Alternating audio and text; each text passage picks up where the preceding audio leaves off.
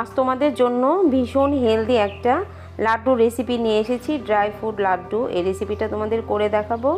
ভীষণ হেলদি, ইচ্ছা মতো মিষ্টি খাওয়া যাবে, ছোট থেকে বড় সবাই খেতে পারবে, এতটাই হেলদি। একটা লাড্ডু খেলেই কিন্তু শরীরের সমস্ত ভিটামিনের চাহিদাগুলো পূরণ হয়ে যাবে। চলো রেসিপিটি দেখে নিই। এখানে কাঠবাদাম নিয়েছি, এখানে মিষ্টি লাউ আর তরমুজের সিডস আছে, এখানে কিশমিশ নিয়েছি, পেস্তা বাদাম, এখানে কাজু বাদাম রেখেছি। সমস্ত বাদামগুলো আমি ছোট ছোট করে কুচি করে রেখেছি।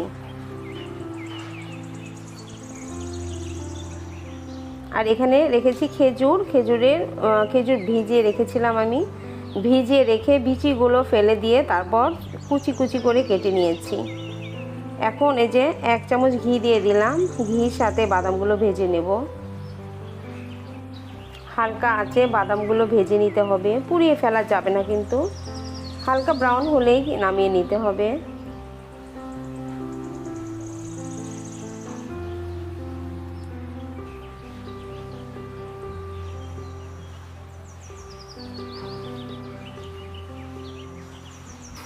তো বাদামগুলো ভাজা হয়ে গেছে, এখন নামিয়ে নিচ্ছি সমস্ত বাদাম।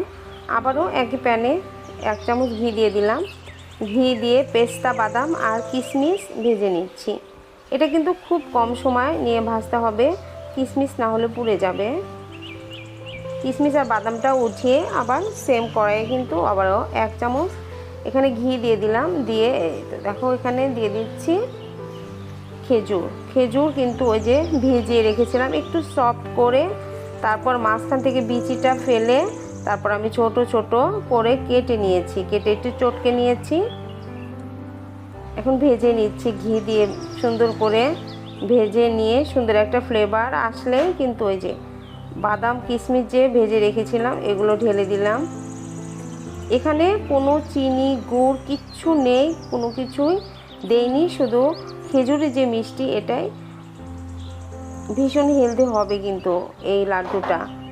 এর একটা লাড্ডু খেলে কিন্তু এই যে কোলেস্টেরল, সুগার সব নিয়ন্ত্রণে থাকবে। ডায়াবেটিসের পেশেন্ট, যারা হার্টের সমস্যা, হার্টের পেশেন্ট, প্রেশারের পেশেন্ট সবাই কিন্তু অনায়াসে খেতে পারবে, কোনো সমস্যা নেই। ছোটো থেকে বড় সবাই খেতে পারবে, যেহেতু এখানে চিনি গুড় কোনো কিছুই দেওয়া হয়নি। এখানে শুধু ফ্রুটস দিয়ে লাড্ডুটা তৈরি করা হয়েছে। ভীষণ হেলদি, টেস্টি। তোমরা এই রমজান মাসে বানিয়ে রেখে এই ইফতারের সময় একটা করে খাবে। সারা দিনের ক্লান্তি একটা লাড্ডু খেলে কিন্তু দূর হয়ে যাবে। এতে দেখো এই যে ছোট ছোট করে বল বানিয়ে নিচ্ছি, হাত দিয়ে একটু চেপে চেপে বলগুলো বানিয়ে নিতে হবে।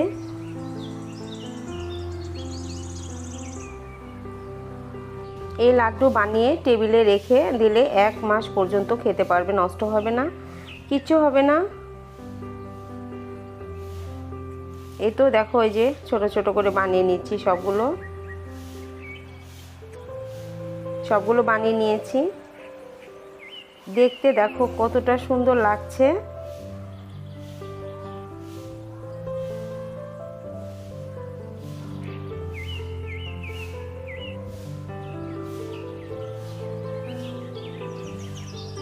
এই যে ভীষণ সুন্দর, ভীষণ হেলদি এই লাড্ডু। আশা করছি তোমাদের কাছে রেসিপিটা অনেক বেশি ভালো লেগেছে।